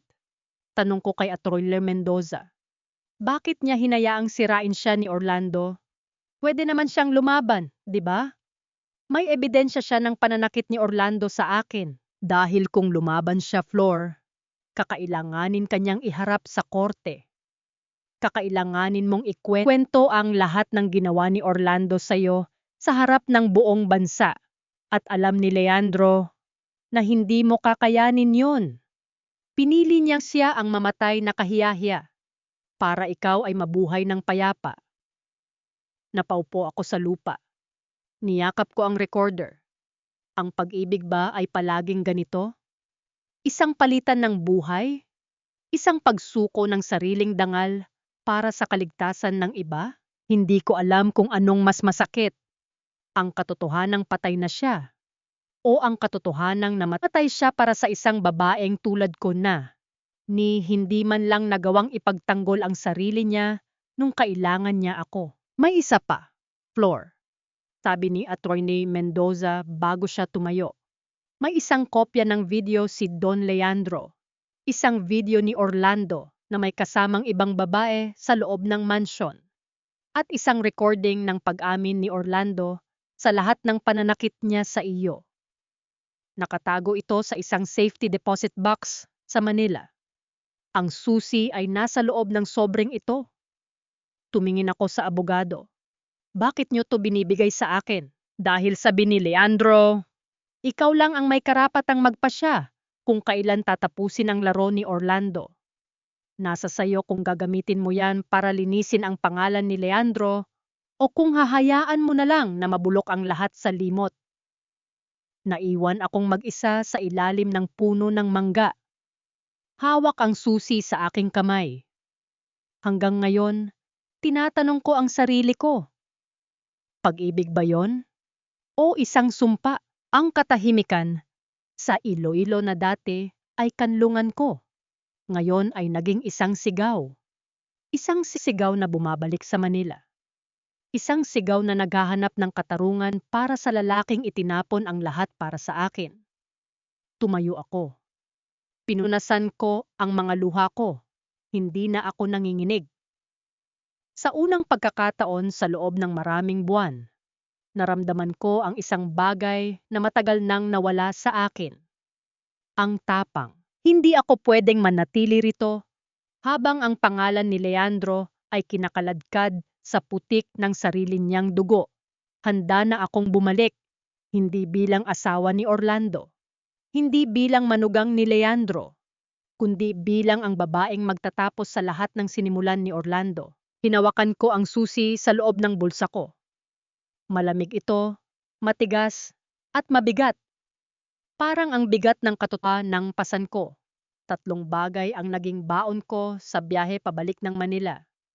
Ang tiket sa eroplano na binili ni Attorney Mendoza, ang recorder na naglalaman ng boses ni Leandro, at ang isang bagong damit, isang itim na dress. Simple pero elegante. Hindi na ako yung Flor na mukhang basahan. Hindi na ako yung Flor na yumuyuko sa bawat sigaw. Sigurado ka na ba rito, Flor? Tanong ni Janena habang hinahatid ako sa airport. Nakita ko ang pag-aalala sa mga mata niya. Mapanira ang mga taong yan. Baka hindi ka lang sampal ang abutin mo sa pagkakataong ito. Sigurado na ako, tiya, sagot ko. Tumingin ako sa malayo, sa abot tanaw, kung saan magsisimula na namang magdilim ang langit. Hindi ko to ginagawa para sa sarili ko. Ginagawa ko to para sa taong nagbigay sa akin ng pagkakataong mabuhay ulit. Paglapag ng eroplano sa Manila, sinalubong ako ng amoy ng usok at ingay ng syudad. Parang isang dambuhalang hayop na handa akong lamunin. Pero sa pagkakataong ito, may dala na akong panangga. Nagkita kami ni Attorney Mendoza sa isang tago at tahimik na bangko sa Makati. Gamit ang susing ini, Leandro, binuksan namin ang safety deposit box. Doon, sa loob ng maliit na bakal na kahon, nakita ko ang huling bala ni Leandro. Isang USB drive at isang makapal na folder ng mga dokumento.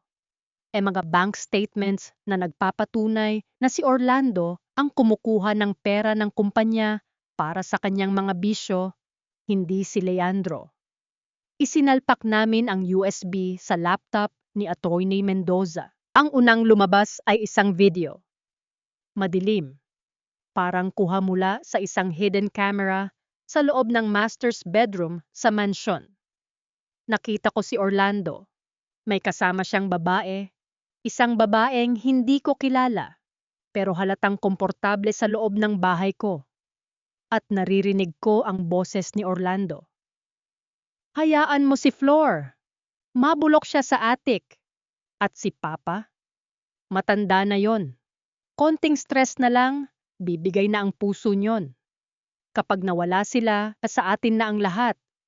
Ang kumpanya, ang mansyon, lahat. Naramdaman ko ang panlalamig ng buong katawan ko. Hindi lang pala galit ang nagtulak kay Orlando. Ito ay isang plano. Isang malamig at kalkuladong plano para makuha ang lahat. Sapat na ba to, Ate? Tanong ko, nanginginig ang boses. Higit pa sa sapat, Floor. Sagot ni Mendoza. Ang muka niya ay puno ng poot. Ito ang magpapabagsak kay Orlando. Pero kailangan nating piliin ang tamang oras. Ang tamang entablado. Kailan? Bukas. Magkakaroon ng isang memorial service para kay Leandro sa loob ng mansyon. Isang charity gala ang ipinalalabas ni Orlando. Kunwari ay parangganggal sa kanyang ama. Pero ang totoo, gagamitin niya ay yun para makuha ang tiwala ng mga investors na nag-aalinlangan sa kanya. Gusto niyang magmukhang banal sa harap ng mga bangkay na ginawa niya. Bulong ko. Nung gabing yun, hindi ako nakatulog. Nakatira ako sa isang maliit na hotel malapit sa mansyon ng mga Salcedo. Mula sa bintana, nakikita ko ang mga ilaw ng mansyon sa malayo. Parang isang bituin na unti-unting namamatay. Tinignan ko ang sarili ko sa salamin. Pinunasan ko ang mga labi ko ng matingkad na pulang lipstick. Iyon ang kulay ng tapang. Iyon ang kulay ng dugo ang dangal ni Leandro na kailangan kong bawiin. Gusto kong itanong kay Leandro kung natatakot ba siya nung mga huling sandali niya. Gusto kong tanong kung pinatawad na ba niya ako. Pero wala nang sasagot. Ang tanging sagot na lang ay ang gagawin ko sa susunod na gabi. Ang eye of the storm ay tapos na. Bukas, ang bagyo ay hindi na darating sa akin. Ako na ang magiging bagyo na tatama sa gitna ng mansyon ng mga Salcedo. Isinuot ko ang itim na belo sa ulo ko. Handa na ako. Orlando, akala mo ba ay nanalo ka na? Akala mo ba ay patay na ang lahat ng saksi? Nagkakamali ka. Dahil ang babaeng itinuring mong gamit, ang babaeng itinapon mo sa dilim, siya ang maglalantad ng lahat ng dumi mo sa ilalim ng pinakamaliwanag na chandelier ng mansyong ito. Habang naglalakad ako patungo sa elevator ng hotel, naramdaman ko ang mabilis na tibok ng puso ko. Lobdab, lobdab, parang tunog ng martilyo. Pero sa pagkakataong ito, hindi ito pako para sa kabaong ko. Ito ay tunog ng pagbagsak ng kabaong ni Orlando. Salamat sa inyong pagparito. Ang boses ni Orlando ay umalingaw-ngaw sa sound system. Puno ng pekeng pait at emosyon. Ang gabi na ito ay hindi lamang para sa pag-alala sa aking ama, si Don Leandro Salcedo. Ito ay para rin sa paglilinis ng kanyang alaala. Alam nating lahat ang mga naging usap-usapan bago siya pumanaw. Ang mga maling desisyon na nagawa niya sa huling sandali ng kanyang buhay. Ang pagkasilaw sa isang babaeng hindi karapat-dapat. Narinig ko ang mahihinang bulungan ng mga bisita. Nakita ko ang ilang board members na tumatango-tango. Sa tabi ng entablado, nakita ko si Doña Carmencita na nakasuot ng terno. May hawak na abaniko at tinitignan ang mga tao ng may mapagmataas na mukha. Ngunit bilang kanyang anak, pagpapatuloy ni Orlando, dahan-dahang ibinababa ang kanyang baso. Pinatatawad ko siya. At sa gabing ito, ibinibigay ko ang isang malaking bahagi ng kanyang naiwang kayamanan sa Salcedo Foundation upang kahit paano ay mabawi ang dangal na nawala sa ating pamilya dahil sa babaeng iyon. Hindi ko na hinintay na matapos ang kanyang huling pangungusap. Dahan-dahan kong binuksan ang malalaking pinto ng bulwagan. Ang ingay ng mga sapatos ko sa sahig ang naging tanging tunog na pumutol sa kanyang talumpati. Lahat ng mata ay lumingon sa akin. Nakita ko ang pagbagsak ng panga ni Doña Carmencita. Nakita ko ang pagbitiw ni Orlando sa kanyang baso Nabasag ito sa sahig. Ang champagne ay tumalsik sa kanyang makintab na sapatos. Yung tatlong maliit na detalye sa kanya nung sandaling yon. Ang biglang pamumutla ng kanyang labi. Ang panginginig ng kanyang kanang kamay na pilit niyang itinago sa bulsa.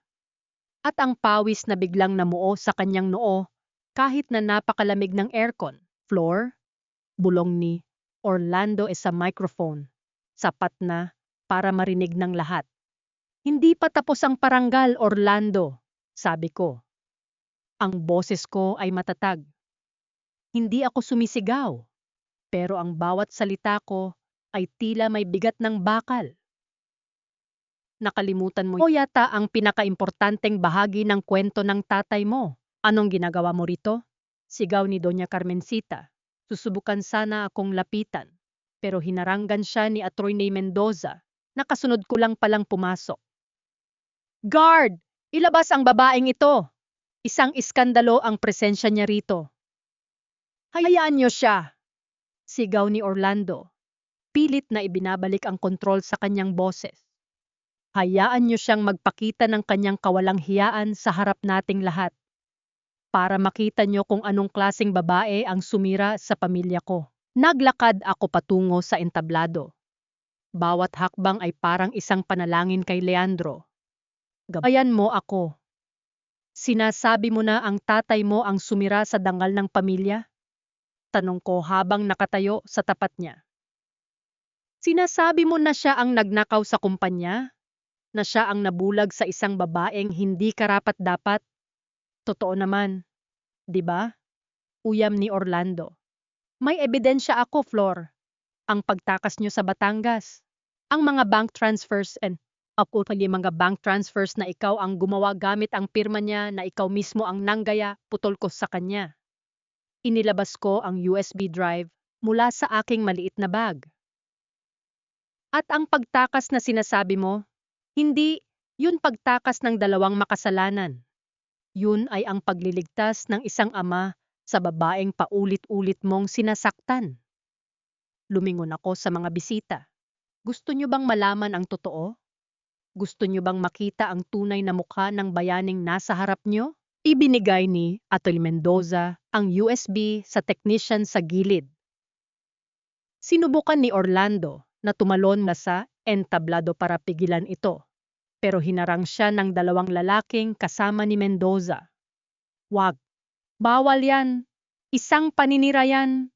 Sigaw ni Orlando. Pero huli na.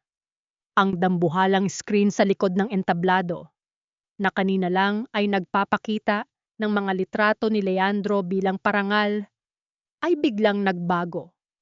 Lumitaw ang video. Ang video sa loob ng master's bedroom. Ang buong bulwagan ay naging kasing tahimik ng libingan. Tanging ang boses lang ni Orlando NG naririnig, umaalingaw-gaw sa bawat sulok ng mansyon.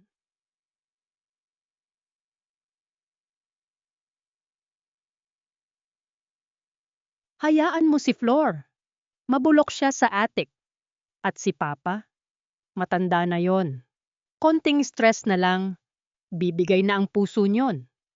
Kapag nawala sila, sa atin na ang lahat. Nakita ng lahat kung paano tawanan ni Orlando ang kanyang amang nag-aagaw buhay. Nakita ng lahat ang babaeng kasama niya, habang ako ay nakakulong sa itaas. At nakita ng lahat ang mga dokumentong ipinakita sa screen. Ang mga transfers ng pera patungo sa mga dummy accounts ni Orlando. Hindi yan totoo. AI yan. Deep fake yan. Pagsusuma mo ni Orlando. Tumitingin siya sa mga investors na ngayon ay nakatingin sa kanya ng may pandidiri. Tita Carmencita, sabihin mo sa kanila. Hindi yan totoo. Pero si Doña Carmencita ay nakaupo na sa kanyang upuan, tinatakpan ang kanyang mukha ng abaniko. Alam niya na tapos na ang laro. Hinarap ko si Orlando. Pinili ni Leandro na mamatay na kahiyahiya. Para lang hindi ako madamay sa Orlando. Minahal niya ako hindi dahil sa pagnanasa, kundi dahil siya lang ang nakakita na tao ako. At ikaw, pinatay mo siya. Hindi man gamit ang baril, pinatay mo siya sa bawat kasinungalingan mo. Lumapit ako sa kanya at kinuha ang baso ng champagne. Nahawak pa rin niya at dahan-dahan itong ibinuhos sa kanyang sapatos. Iyan ang parangal na nararapat sa iyo, bulong ko. Biglang sumabog ang galit ni Orlando. Susugurin niya sana ako. Susubukan akong sakalin. Pero bago pa siya makalapit, pumasok na ang mga pulis sa loob ng bulwagan. Si Atty. Mendoza ang tumawag sa kanila. Dala ang lahat ng ebidensya ng malversation at physical abuse. Bitawan niyo ako! Ako ang Salcedo! Akin ang mansyong ito! Sigaw ni Orlando habang pilit siyang hinihila palabas ng mga pulis. Nakapusas na ang kanyang mga kamay.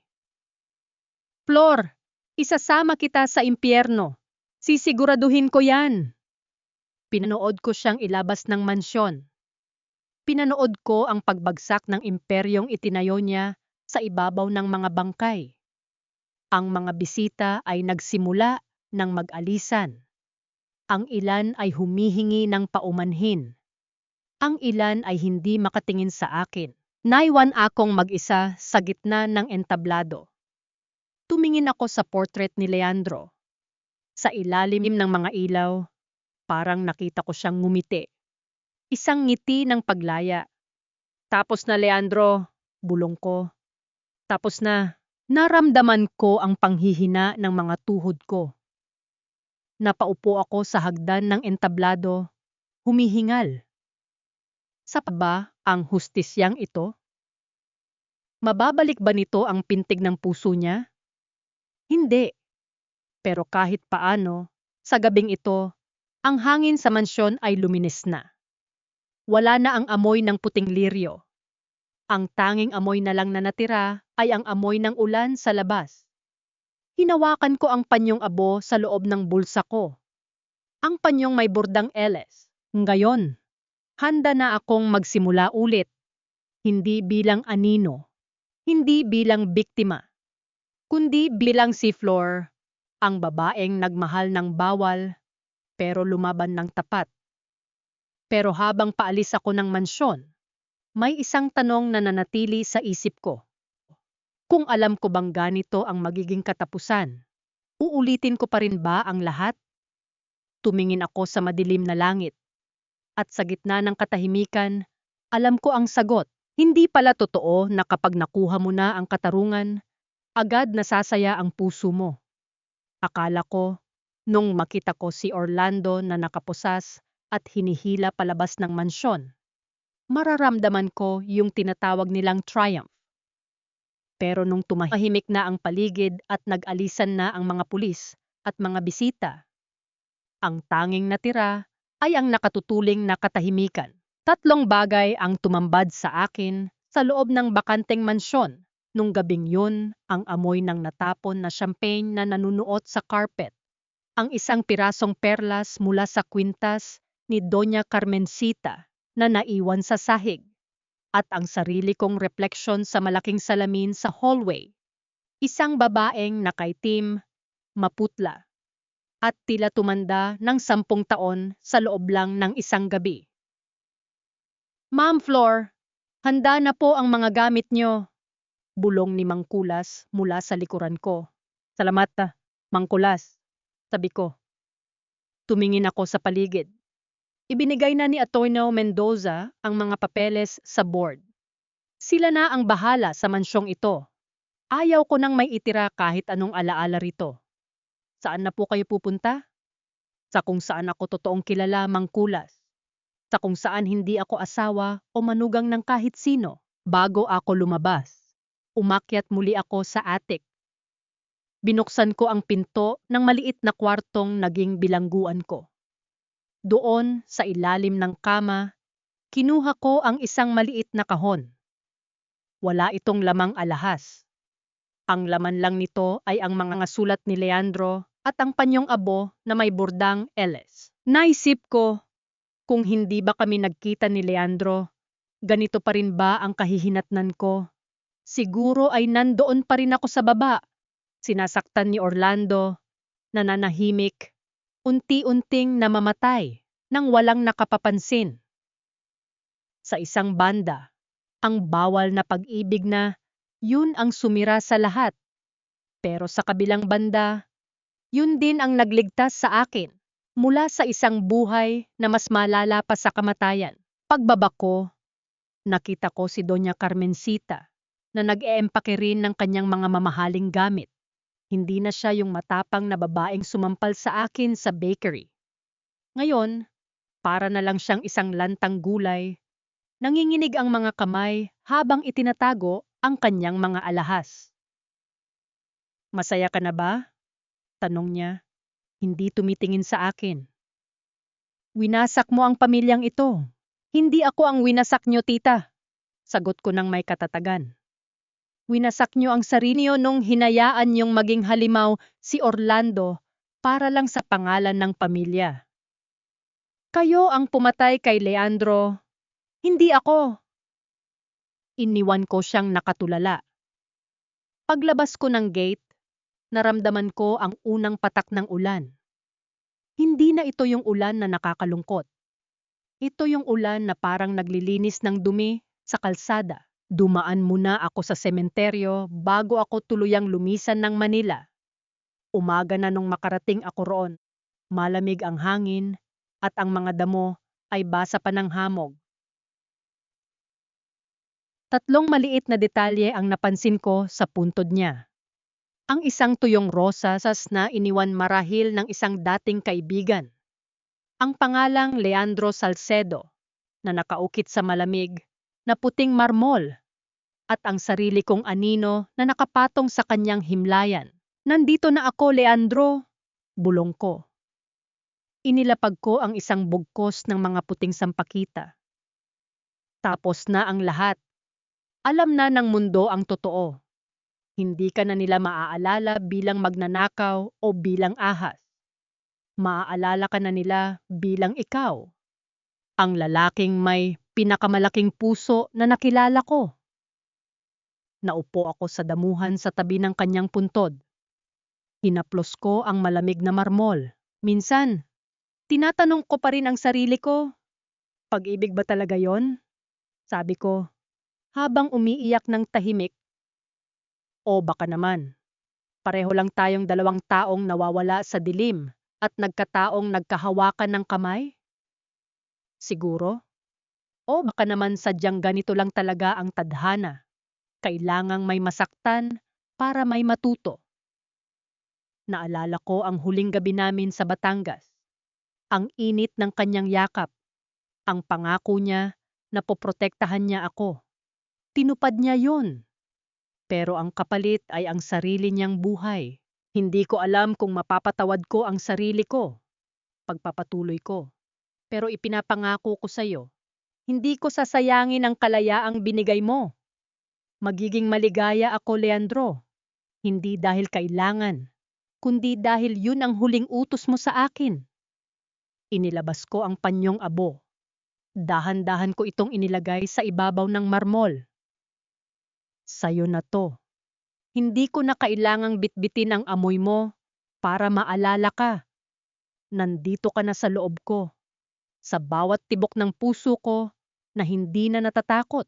Tumayo ako at naglakad palayo ng hindi lumilingon. Ang bawat hakbang ay mabigat, pero bawat hakbang ay may kasamang katiyakan. Sa unang pagkakataon, ang tinitignan ko ay ang daan sa harap ko, hindi ang mga bakas sa likuran ko. Ngayon, narito na ulit ako sa Iloilo. Hindi na bilang isang tagahugas ng pinggan sa karinderya. Gamit ang legacy na iniwan ni Leandro, nagtayo ako ng isang maliit na talyer ng mga kagamitang pambahay at isang orphanage para sa mga kababaihang biktima ng pang-aabuso. 3 bagay ang makikita mo sa maliit kong bahay dito sa probinsya. Ang isang bintanang laging bukas para sa simoy ng dagat. Ang isang litrato namin ni Leandro nung nasa resort kami. At ang mga kamay ko, magaspang pa rin. Pero hindi na dahil sa takot, kundi dahil sa pagtatrabaho para sa sarili kong pangarap. Minsan, kapag tahimik ang gabi at naririnig ko ang hampas ng mga alon, bumabalik pa rin ang mga tanong. Mali ba ako? Kasalanan ba ang magmahal ng taong bawal? Hanggang ngayon, hindi ko pa rin masagot ng diretso. Ang alam ko lang, sa lahat ng paraan na maaari kong piliin, pinili ko ang pinakamapanganib. At sa panganib na yon, doon ko natagpuan ang sarili ko. Hindi si Leandro ang hinahanap nung mga panahong yun. Ngayon ko lang napagtanto. Hinahanap ko ang isang bersyon ng sarili ko na nararamdamang mahalaga. Hinahanap ko ang floor na may boses, ang floor na may dangal. Ginamit lang ng tadhana, Leandro, para ipakita sa akin na may halaga ako. Si Orlando? Balita ko ay nahatulan na siya. Ang mansyon ay ibinenta na at ang pera ay napunta sa mga charity na itinatag ni Leandro. Si Doña Carmencita naman ay nakatira na ngayon sa isang maliit na apartment, malayo sa karangyaan na dating nagpabulag sa kanya. Kayo na nakikinig sa akin ngayon. Marahil ay hinuhusgahan niyo ako. Marahil ay sinasabi na karma ang nangyari sa akin dahil pumatol ako sa biyenan ko. At tatanggapin ko yon. Hindi ko ipagtatanggol ang sarili ko bilang isang santo. Pero bago nyo itapon ang unang bato, itanong nyo muna sa sarili nyo. Kung ikaw ang nasa lugar ko, kung ikaw ang unti-unting namamatay sa loob ng 10 taon sa piling ng taong sumisira sa iyo, at may isang kamay na nag-alok sa iyo ng liwanag, magagawa mo bang hindi ito hawakan? Hindi ko sinasabing tama ang pangangaliwa. Hindi ko sinasabing tama ang pumatol sa pamilya.